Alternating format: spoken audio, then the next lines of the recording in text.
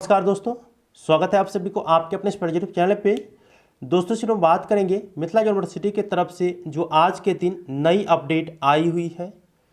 Update Mithila university के सभी छात्रों के लिए है। जी हाँ दोस्तों, चाहे आप बीए, बीएससी, बीकॉम या एमए, एमएससी, एमकॉम के किसी भी पार्ट या सेमेस्टर के छात्र हैं और आपको कोई काम है यूनिवर्सिटी का, या आप यह जानना चाहते हैं कि आप लोगों के पार्ट 1, पार्ट 2, पार्ट 3 के एग्ज़ाम्स कब होंगे, सेमेस्टर 1, सेमेस्टर 2, सेमेस्टर 3 या सेमेस्टर 4 के एग्ज़ाम्स कब होंगे, या मुझे यूनिवर्सिटी में ये काम है, क्या काम हो पाएगा कि नहीं हो पाएगा, कहाँ से हमें अपने काम को पूरा करना है। तो इस वीडियो में मैं आप लोगों को पूरा का पूरा डाउट्स क्लियर करने वाला हूं, क्योंकि आज के दिन ही मिथिला यूनिवर्सिटी की तरफ से अपडेट जारी कर दिया गया है, गाइडलाइन जारी कर दिया गया है कि क्या अब होने वाले हैं। अच्छा सोचो, अच्छे कर्म करो ताकि अच्छे फल मिलें।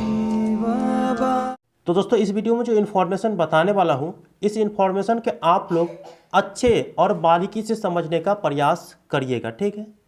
देखिए, मिथिला यूनिवर्सिटी की तरफ से जो 15 अप्रैल 2021 को अपडेट आई थी, तो उसमें तो स्पष्ट रूप से बताया गया था कि इस पैंडेमिक स्थिति के कारण जो है यूनिवर्सिटी को, जी हाँ दोस्तों, यूनिवर्सिटी को पूर्ण रूपेण 24 अप्रैल तक बंद कर दिया जाता है।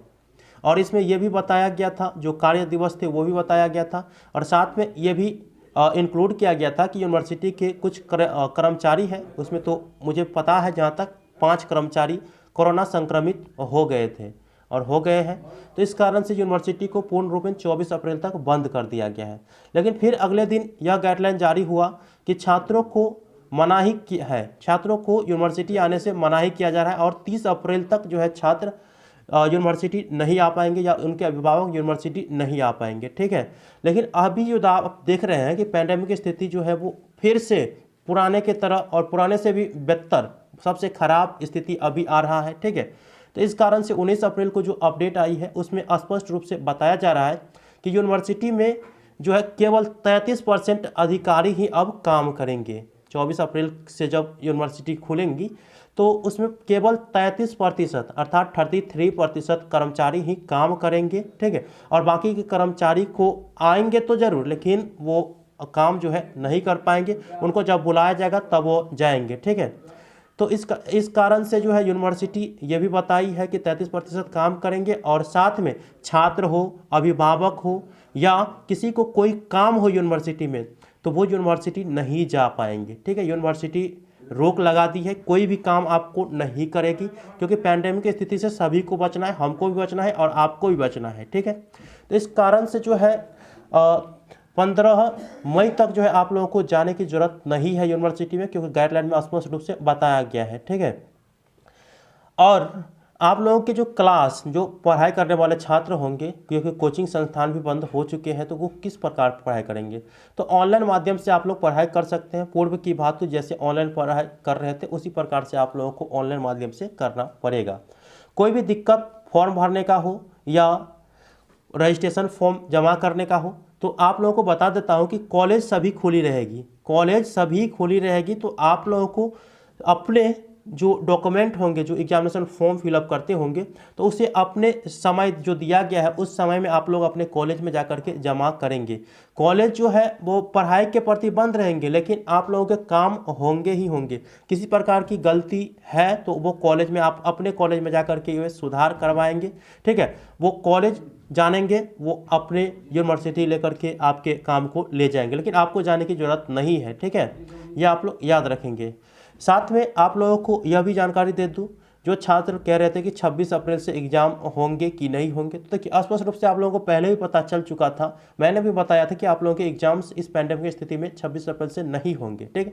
और ठीक अब जो है आप लोगों को या यूनिवर्सिटी का, ठीक है, यूनिवर्सिटी का कोई भी एग्ज़ाम, यूनिवर्सिटी के कोई भी एग्ज़ाम 15 मई तक नहीं होंगे।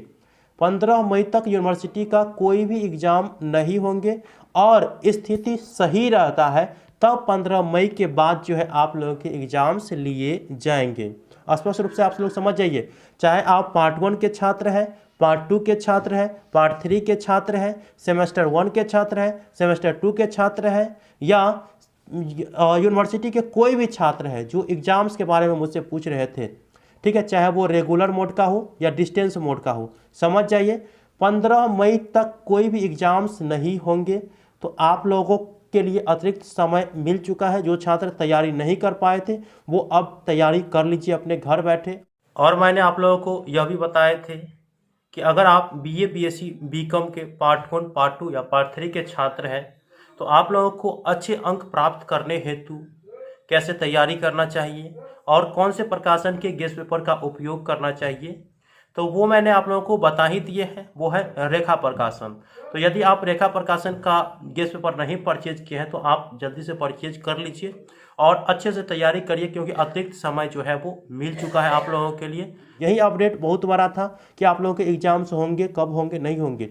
15 मई के बाद ही अब आप लोगों का एग्ज़ाम होगा। तो आई होप कि आप लोगों को सभी चीज़ स्पष्ट रूप से समझ में आ चुका होगा, ठीक है। अगर आप लोगों को वो नोटिस पढ़ना है ना तो उस नोटिस का जो लिंक है मैं इस वीडियो को डिस्क्रिप्शन बॉक्स में दे दिया हूँ। आप लोग उस नोटिस को आराम से पढ़ सकते हैं कि क्या अपडेट आई है। तो मिलते हैं अगले वीडियो में, तब तक के लिए धन्यवाद। जय हिंद, जय भारत।